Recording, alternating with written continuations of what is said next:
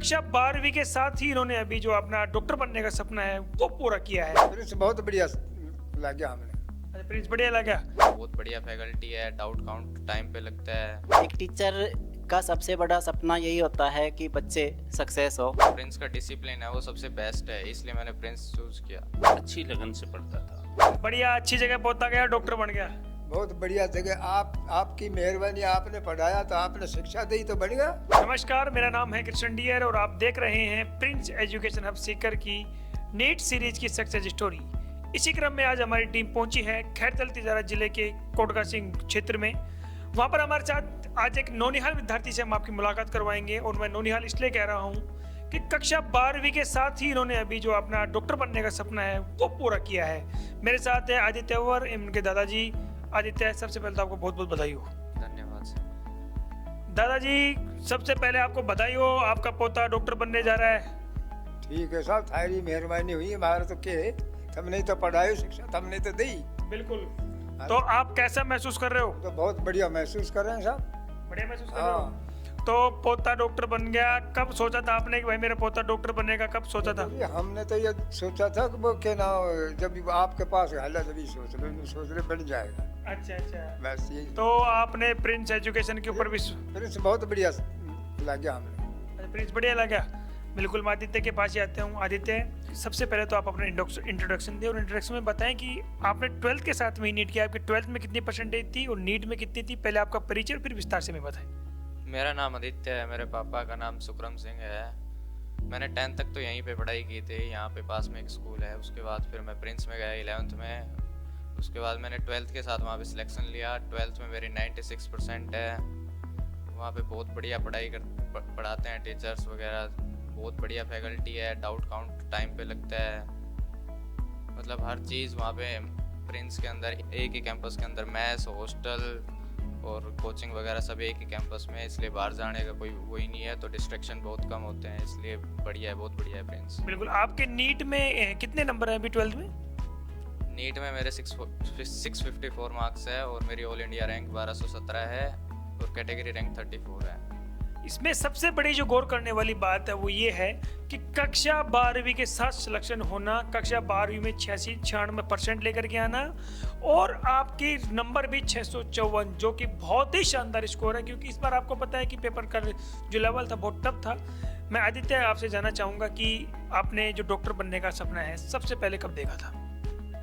मेरे पापा का सपना था कि मैं डॉक्टर बनूं, इसलिए मैंने 10th के बाद फिर मैंने बायो चूज़ की, इसलिए।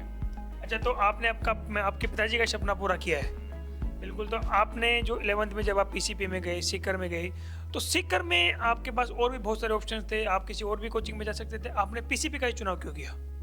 सीकर में वैसे तो बहुत सी कोचिंग है, पर ऐसा माहौल बस प्रिंस में ही है। ऐसा जो प्रिंस का डिसिप्लिन है वो सबसे बेस्ट है, इसलिए मैंने प्रिंस चूज़ किया।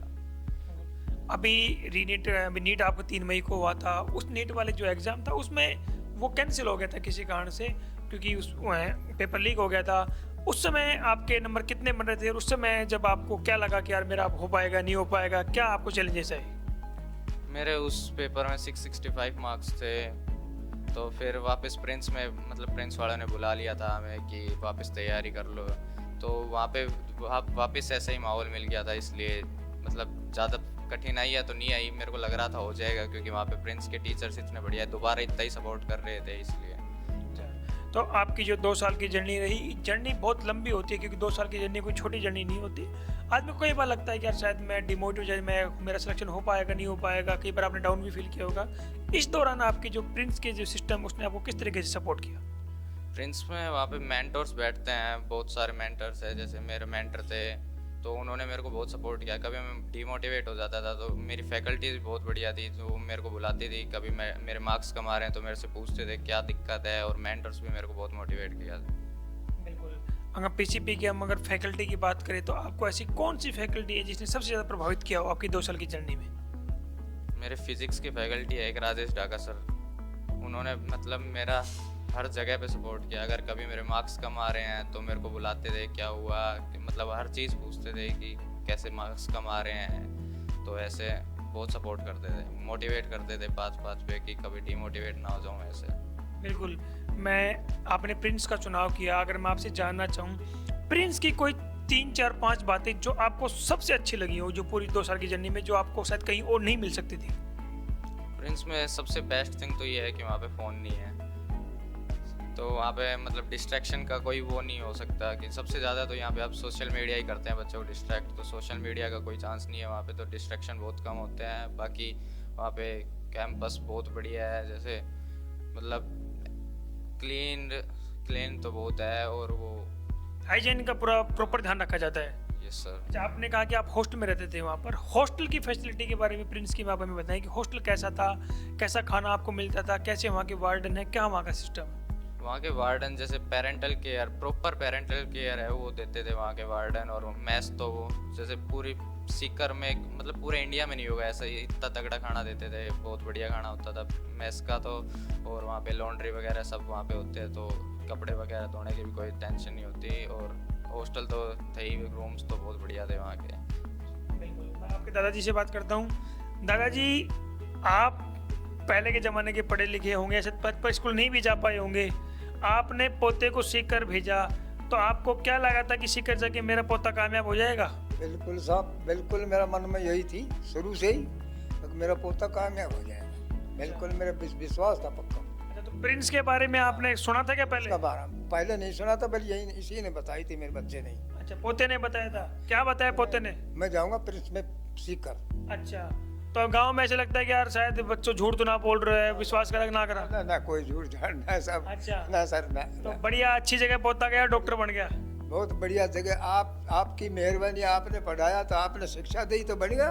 बढ़िया, बिल्कुल हमने थोड़ी शिक्षा दी, शिक्षा तो आपने दी है। बिल्कुल बिल्कुल। मैं आदित्य के पास वापस आना चाहूँगा। आदित्य, मैं आपकी पढ़ाई के रूटीन के ऊपर आता हूँ। आप मुझे आपका पढ़ाई का रूटीन बताएं कि एक जो विद्यार्थी इस वीडियो को देख रहा है और आपकी तरह डॉक्टर बनना चाहता है, उसको कितने घंटे की स्टडी प्लान बनाना चाहिए? अगर पढ़ाई सेल्फ स्टडी की बात करें तो क्लासेस के अलावा 6 to 7 आवर्स सेल्फ स्टडी होनी चाहिए। 6 to 7 आवर्स की होनी चाहिए। अच्छा, क्योंकि आपका 12th के साथ में हुआ है, 12th के साथ होना एक बहुत बड़ी बात होती है और चैलेंजेस भी होते हैं। 12th के साथ में आपने इसको कैसे मैनेज किया? 12th की पढ़ाई को साथ में इसको कैसे मैनेज किया आपने? मेरा तो यही मानना है कि 12th के साथ सिलेक्शन ज़्यादा आसान होता है, क्योंकि उसके बाद अगर 12th के बाद है तो 11 12th दोनों के एक साल में पढ़ना पड़ता है, और वैसे अगर पढ़े तो 11 12th 2 साल मिलती है अगर 12th के साथ सिलेक्शन हो तो 12th का मतलब बोर्ड का ज़्यादा कोई टेंशन होती नहीं है। 3 सब्जेक्ट तो चल रहे होते हैं, फिजिक्स केमिस्ट्री बायो और इंग्लिश हिंदी में कोई ज़्यादा फ़र्क पड़ता नहीं है। तो उससे परसेंटेज तो आजकल कौन ही पूछता, अगर नीट में सिलेक्शन हो गया तो परसेंटेज ज़्यादा कोई मायने नहीं रखती। ये तो आपकी तो परसेंटेज भी 96 है ना, इसलिए मैं आपसे पूछ रहा हूँ कि आपकी जैसी परसेंटेज और इतना अच्छा स्कोर कैसे गेन किया जा सकता है? इंग्लिश हिंदी तो अगर आप लास्ट के एक या 2 महीने भी, जैसे हमारी क्लासेस लगी थी लास्ट के 1 महीने लगी थी, तो 1-1.5 महीने लगी थी हमारी इंग्लिश हिंदी क्लासेस, तो क्लासेस में ढंग से सुन लिया अपन ने तो इंग्लिश हिंदी तो हो जाती है ऐसे ही। और फिर फिजिक्स केमिस्ट्री बायो तो हम पढ़ ही रहे थे 1 साल से पूरी 12th की, तो उससे हो जाती है परसेंटेज। तो बिल्कुल। अगर मैं आपसे आपका 24 घंटे का रूटीन जानना चाहूँ कि आप प्रिंस के हॉस्टल में रहते थे, तो आपके 24 घंटे का शेड्यूल क्या रहता था, हमें वो बताइए।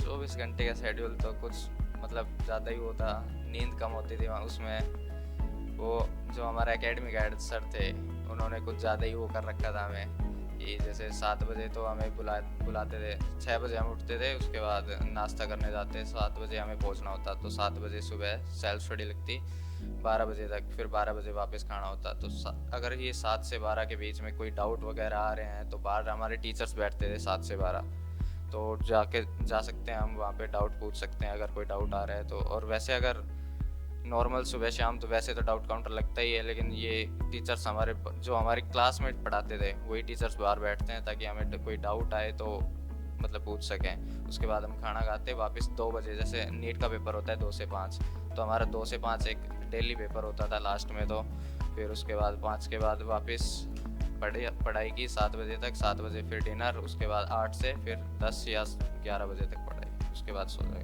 अच्छा, इतना बिजी शेड्यूल आपका रहता था एक विद्यार्थी को, या कहें कि एक ग्रामीण परिवेश का विद्यार्थी जो खुले वातावरण में रहा है, खेतों के बीच में रहा है, वहाँ जाकर के कैसे हेक्टिक शेड्यूल में जहाँ पर 24 घंटे फिक्स है कि इस घंटे में ये करना है, उस घंटे में वो करना है, कैसा महसूस किया आपने 2 साल? मैं शुरुआत में गया जब तो मेरा मन नहीं लगा, 1 महीने तो मैं रोया कि मेरे को वापस ले जाओ, मेरे को नहीं रहना यहाँ पे, कुछ नहीं होगा मेरे से। कुछ समझ भी नहीं आ रहा था क्योंकि यहाँ वहाँ नए नए टीचर्स थे, सब ऐसे कुछ समझ नहीं आया पहले तो। फिर बाद में थोड़ा थोड़ा घर वालों ने सपोर्ट किया कि ऐसे, मेरे पापा ने सबसे ज़्यादा मतलब बताया कि आ जाएगा मतलब समझाया मेरे को। तो फिर उसके बाद मेरे को समझ में भी आने लग गया, फिर मेरा मन भी लग गया, फिर सब हो गया। बस मेरे को लगा कि शुरुआत का 1 महीना आपके लिए कठिन रहा, बाकी जर्नी आसान रही। जर्नी बहुत इजी थी। उसके बाद मतलब मैंने सोच लिया कि डॉक्टर तो बनना ही, अब भेज दिया घर वाले ने, तो सपना पूरा करके ही चलते हैं। सपना पूरा करके चलते हैं। अच्छा, मैं आपसे जानना चाहूँ कि वहाँ के जो अपने प्रिंस एजुकेशन हब के चेयरमैन हैं पीयूष सर, उनसे आपकी कभी मुलाकात हुई?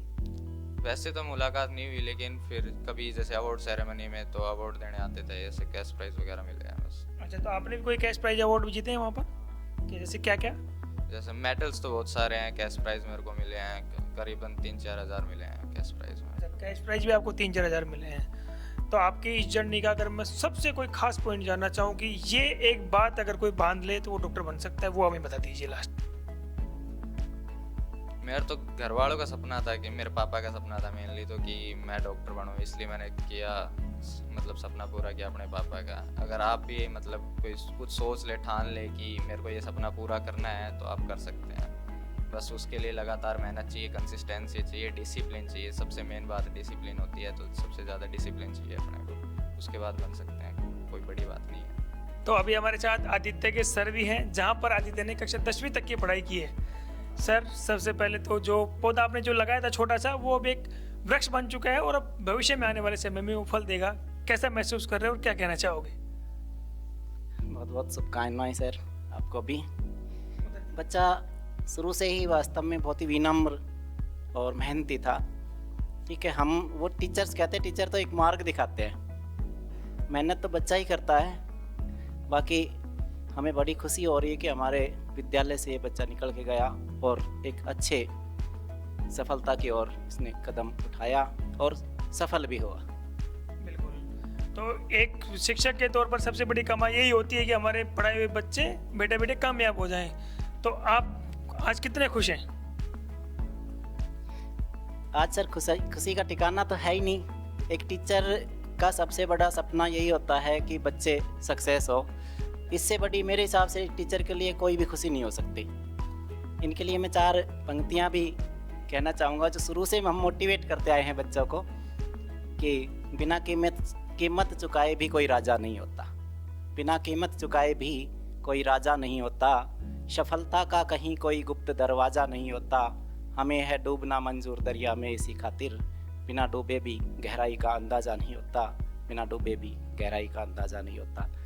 बच्चे को हमने मोटिवेट किया और बच्चे ने परिश्रम किया, तो आज ये सफल हुआ, हमें बड़ी खुशी है। हमारे साथ हैं आदित्य के सर, जहाँ पर आदित्य ने 10वीं क्लास तक की शिक्षा ग्रहण की। क्या कहना चाहोगे और कैसे महसूस कर रहे हो? सर, हमें बड़ी खुशी है कि हमारा बच्चा आज टॉप है। और आदित्य की एक खूबी थी कि ये शुरू से ही अच्छी लगन से पढ़ता था, हर चीज़ को समझता था। जब तक उसकी समझ में कोई चीज़ नहीं आती थी, इसने उसको क्लियर नहीं कर लेता था, तब तक नहीं रुकता था। आदित्य के 10वीं में कितने परसेंटेज हैं? इसके थे 95.5। 95.5। हमारी क्लास के टॉपर था। अच्छा, आपकी क्लास का टॉपर था ये। बिल्कुल। तो और कुछ कहना चाहेंगे सर आप? नहीं सर, हम इसकी शुभकामनाएं हैं हमारे इसके साथ, और हम चाहेंगे कि प्रिंस एकेडमी में भी अच्छे वो हो, और भी हमारे बच्चे जा रहे हैं वहाँ पर, उनको भी अच्छी सफलता दिलाएं। Okay, thank you so much sir.